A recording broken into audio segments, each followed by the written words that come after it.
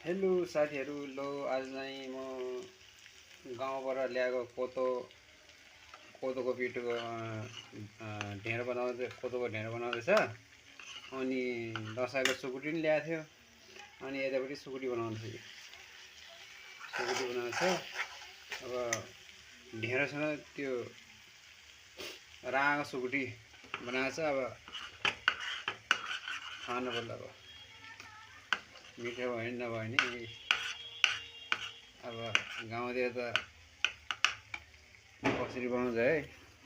सानो देखेको थिएँ मैले अब कसरी बनाउने। अब तर पनि म बनाउँदैछु, हेर्छु, ट्राई गर्छु कस्तो हुँदैछ कि। किनकि अलिकति गिलो भएछ है, अलिक पिठो हाल्नु पर्यो। स्याट पाकेकै हुन्छु होइन, पाक्नु पर्यो।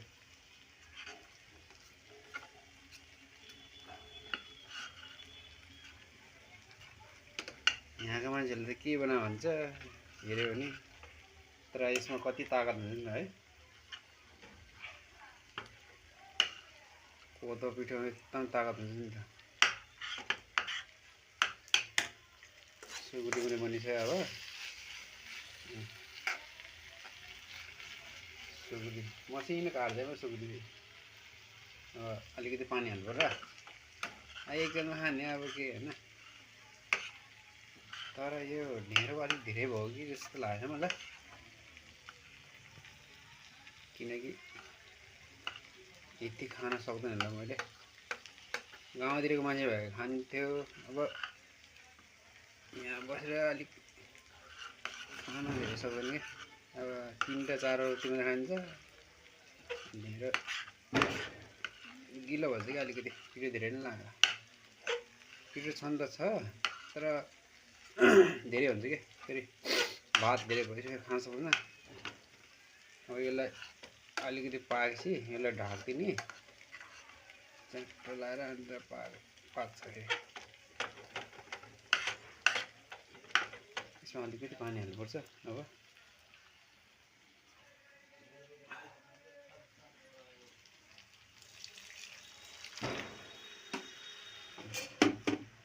यसलाई अलिकति तेज गर्ने।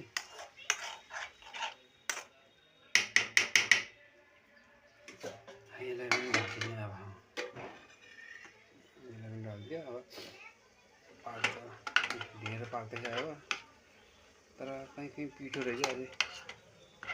अब यसो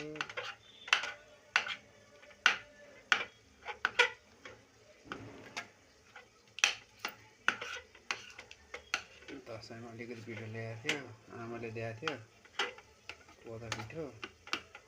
यही लिएर आएर बनाउनु लगायो। लेट भयो अफिसहरू आज, अफिसहरू अलिक लेट भयो आज। अलिक त्यो तिहारको टाइमले गर्दाखेरि अलिकति काम धेरै भयो। 2-3 दिन छुट्टी थियो, त्यही कारण चाहिँ अलिक लेट भयो। त्यही भएर अहिले बनाउँदैछ।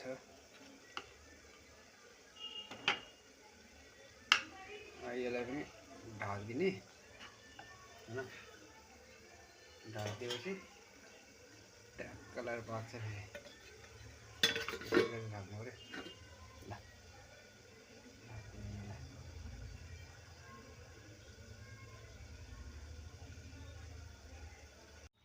ल हेर्नु, अब लगभग पाकिसक्यो। अब के भयो यो ढेँडो। अब ढेँडो पनि पाकिसक्यो। ढेँडो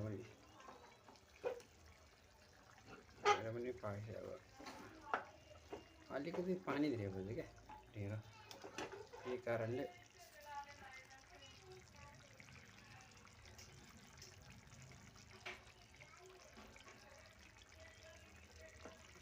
पाकेन। ढेँडो पनि अलिकति पाकेन। अब अझै यसले ढाकेर राख्ने नि, अनि चाहिँ तयार हुन्छ। फेरि यो त लगभग भयो।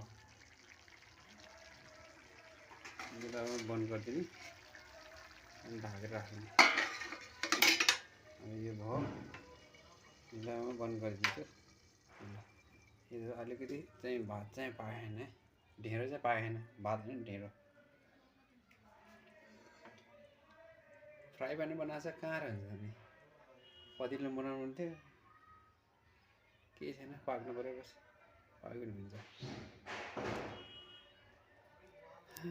पहिला बराबर ढेँडो खाऊँ भने खै त कति वर्षपछि हो, भयो 20-25 वर्ष भयो ढेँडो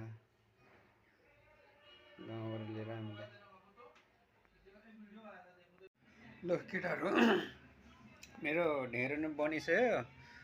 अब ढेँडो बनाएर यो सुकुटी मासु, यो चाहिँ गाउँको कोदोको रक्सी अलिकति छ, अनि तर फ्रिजमा पनि छ, एउटा बियर छ, अनि बियर पनि ल्याएको छ, बियर पनि राखेको छ राख्नु चाहिँ। बियर पनि एउटा राखेको छ, यी बियर हो, बियरले चाहिँ यो कोदो ढेँडो र सुकुटी बनाइरहेको छ। यी ट्याक्क लाएर खाऊँ भनेर बस्छ।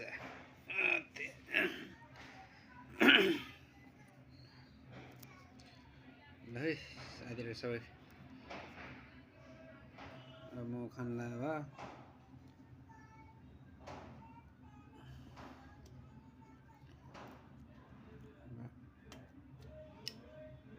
यो बियर चाहिँ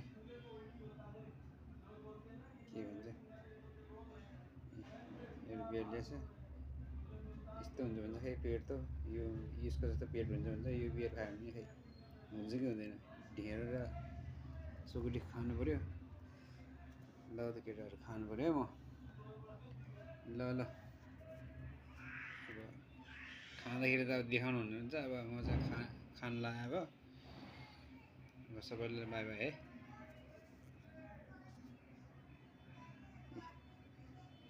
ढेँडो अनि अलिकति यो छ रक्सी। ओके बाई बाई है सबैले।